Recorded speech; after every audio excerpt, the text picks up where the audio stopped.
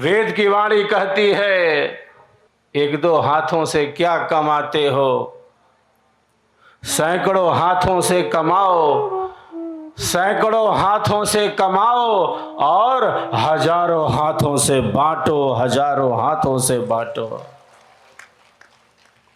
हमारी संस्कृति तो त्याग में ही प्रतिष्ठित है, अर्थ की निंदा नहीं है। धर्म पूर्वक अर्थ की प्राप्ति, धर्म पूर्वक काम का सेवन, किंतु जीवन का जो मुख्य पुरुषार्थ है वह मोक्ष है, जिसका प्रारंभ धर्म से होता है।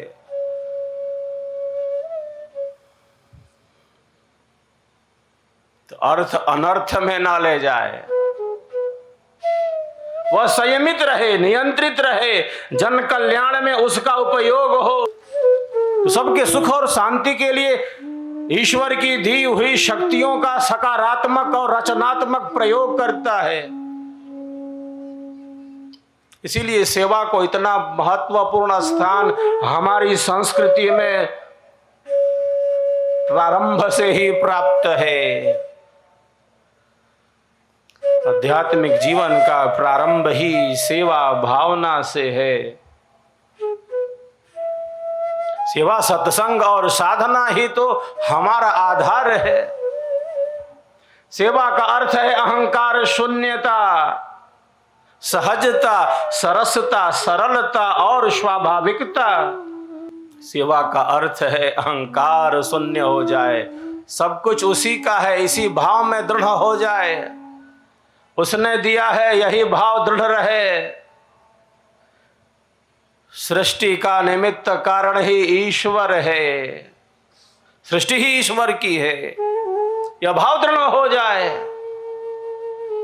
और ईश्वर की दी हुई शक्तियों का सकारात्मक और रचनात्मक उपयोग हो सबके कल्याण के लिए।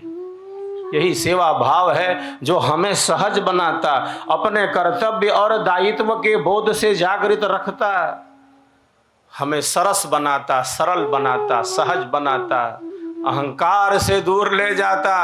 क्योंकि जो अहंकार है वो केवल अहंकार नहीं है, वो अंधकार भी है, वो अंधकार भी है। अहंकार जैसे अंधकार, अंधेरे में कोई वस्तु प्रत्यक्ष नहीं होती।